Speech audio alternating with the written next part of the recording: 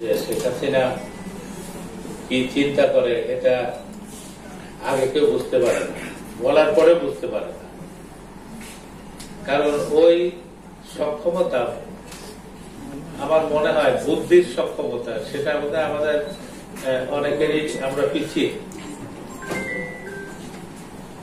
আসলে জননেত্রী শেখ হাসিনা যেটা চিন্তা করে, যেটা করতে চান, এটা সাধারণ মানুষের ভালোর জন্য এবং মানুষ যাতে স্বাবলম্বী হতে পারে, বিশেষ করে নারীরা যাতে তারা স্বাবলম্বী হয়ে তাদের কর্মক্ষেত্রে প্রতিষ্ঠিত হতে পারে, সেটাই কিন্তু আমাদের মাননীয় প্রধানমন্ত্রীর উদ্দেশ্য।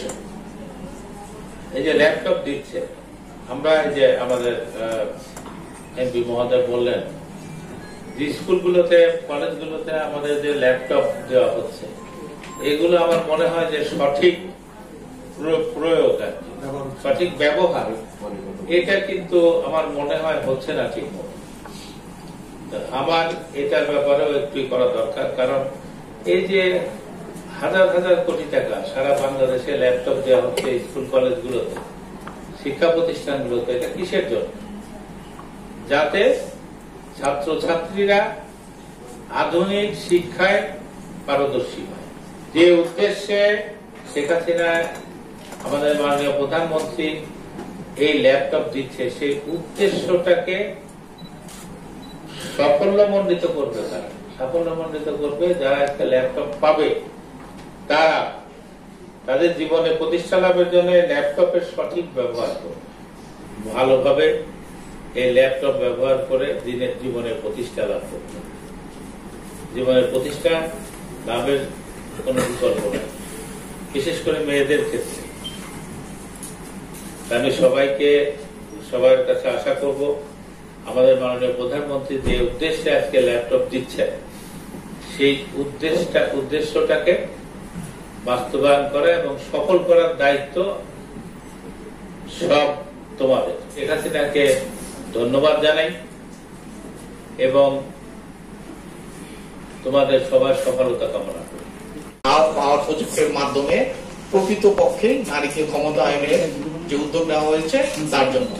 আর এই উদ্যোগটা হচ্ছে একেবারে তৃণমূল পর্যায়ে, এখানে আমাদের উপজেলা ভিত্তিক আমরা এই ল্যাপটপ গুলো বিতরণ করছি।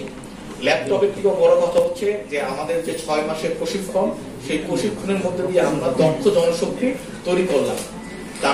যারা আমাদের এখানে 75 জন ল্যাপটপ পাবেন, তারা প্রত্যেকেই যোগ্যতার ভিত্তিতে নির্বাচিত হয়েছে এবং পরবর্তী 6 মাস প্রশিক্ষণ গ্রহণ করে দক্ষতা অর্জন করেছে। এই দক্ষতা অর্জনের পর তাদের পুরস্কার স্বরূপ মাননীয় প্রধানমন্ত্রীর পক্ষ থেকে আজকে আমরা তাদেরকে প্রতিজনকে একটি করে ল্যাপটপ বিতরণ করব।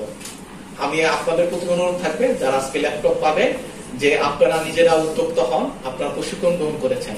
মাননীয় প্রধানমন্ত্রী শেখ হাসিনা সবসময় বলেন যে আমরা চাকরি প্রত্যাশী থেকে আমরা চাই যে উদ্যোক্তা তৈরি হোক, অর্থাৎ একজন উদ্যোক্তা 5 জন, 10 জন, 50, 100 জনকে চাকরি দিতে পারবে। আমরা মনে করি আজকে যে 75 জন রয়েছে, তারা আগামী 6 মাস 1 বছরের মধ্যে তারা আরো 75, 150, 450 এইভাবে 1 জন, 2 জন, 5 জন করে তারা আরো চাকরি দিবে। আর নিজেকে মাননীয় প্রধানমন্ত্রী শেখ হাসিনার আদর্শ উজ্জীবিত করবেন এবং তার জন্য দোয়া করবেন। আজকে পবিত্র জুমাতুল বিদা, আমরা মাননীয় প্রধানমন্ত্রী শেখ হাসিনার জন্য দোয়া করি, আল্লাহ তাকে হায়াত দারাজ করুন, সুস্থ রাখুক, যাতে তিনি আরো অনেক দিন বাংলাদেশে সেবা করার সুযোগ পান। আমরা জননেত্রী শেখ হাসিনা ক্ষমতা আসার পরপরই তখন থেকে উনি চেষ্টা করছেন যে পুরুষ এবং মহিলার মধ্যে যে বৈষম্য, এটা দূর করার জন্য, যাতে মেয়েরা স্বাবলম্বী হয়, নিজের পায়ের উপর দাঁড়াতে পারে, সেই জন্য ব্যবস্থা। তোমরা নিজেরা শিখেছো, কিন্তু তোমরা নিজেরা এটা প্র্যাকটিস করবে। কারণ এক একটা ল্যাপটপ দিয়েছে সরকারের ইচ্ছা যে নারীরা তাদের নিজের পায়ের উপর দাঁড়াক, তারা স্বাবলম্বী হোক, এটাই মূল কথা। সেই জন্য ওই কারণে আমি বলবো, সেই জন্য এই ল্যাপটপ নিয়ে তোমরা কিন্তু কাজে লাগাবে। একজন সম্পদ, শেখ হাসিনা বিশ্বের একটি সম্পদ। উনি বাংলাদেশের জন্য যা চিন্তা করেন সেটা উনি করেন। ডিজিটাল বাংলাদেশের কথা আমরা যখন শুরু করেছিলাম, আমাদের এই সবাই জানেন, কারেন্ট চলে যেত, বলতো যে ডিজিটাল কারেন্ট চলে গেছে, চালের দাম বেশি, ডিজিটাল চাল। এই যে অপব্যাখ্যা দুর্মুখদের মুখে আজকের দিন অন্তত কালই পড়বে। যা ডিজিটাল আজকে বাংলাদেশ বাস্তব। আগামী দিন আমাদের স্মার্ট বাংলাদেশ এবং স্মার্ট বাংলাদেশ গড়বে কিন্তু আজকে যারা এই ছোট্ট একটা রূপক, আমি বলবো এটা রূপক তারা আমাদের প্রতীকী। দেশ তোমাকে কি দিল এটি গুরুত্বপূর্ণ না, এটি চিন্তা করার বিষয় না। গত কয়েকদিনে আমি একটা জিনিসই বারবার বলতে চেষ্টা করছিলাম, আমাকে বিভিন্ন বক্তৃতায় বলছি, দিগন্তের উপরে মাথা উঁচু করে একদিন আমরাও।